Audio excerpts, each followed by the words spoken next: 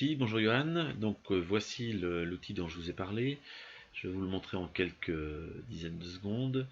Voilà, il s'agit donc d'un outil développé dans Excel dont l'objectif est de présenter les données extraites à partir d'Hermès. Voilà, donc je commence par un premier onglet ici qui regroupe quelques informations pour aider l'utilisateur. Je ne vais pas vous les lire. Ensuite, on trouve un deuxième onglet ici qui contient des paramètres. Donc on va pouvoir paramétrer par exemple les tranches d'âge ou un certain nombre de choses, les codes vendeurs, etc. Donc certains paramètres vont être les mêmes pour tous les utilisateurs. On va trouver ensuite un troisième onglet qui contient les données d'Hermès. Donc le principe est le suivant. On va purger les données ici. Donc si je clique sur ce bouton, elles vont disparaître.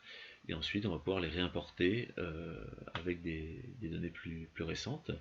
Et puis dès qu'elles vont être réimportées, eh bien, on va obtenir immédiatement des tableaux de bord sous forme graphique ou sous forme de tableau. Ici, je vais vous montrer celui qui est sous forme de graphique. Voilà, on a plusieurs graphiques que j'ai mis à titre d'exemple. Le principe est le suivant.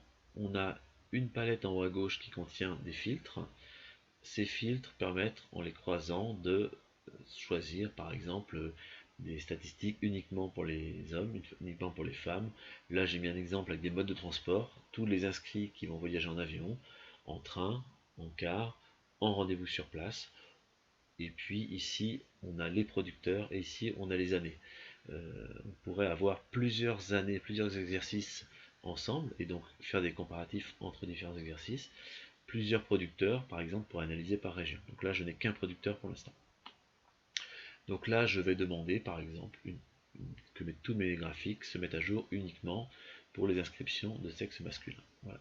Donc les chiffres vont bouger. Si je demande le sexe féminin, j'aurai le contraire, et je peux revenir à l'ensemble. C'est un principe de filtre où on croise les différentes informations. Je vais prendre ici tous ceux qui vont voyager en quart et de sexe masculin. Voilà. Donc les filtres sont toujours sur le même principe en croisant les données. Voilà. Et je peux effacer les filtres. Sur mon deuxième onglet, ici, j'ai une autre présentation avec des tableaux, où là je retrouve un principe de filtre en haut, et puis là j'ai deux tableaux qui existent, avec une statistique par client, une statistique par vendeur.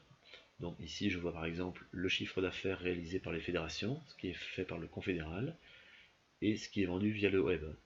Si on veut savoir au niveau des fédérations quel est le détail, c'est-à-dire qui a vendu quoi, on va double-cliquer ici, et on va voir quelle fédération a fait quel chiffre d'affaires. Voilà.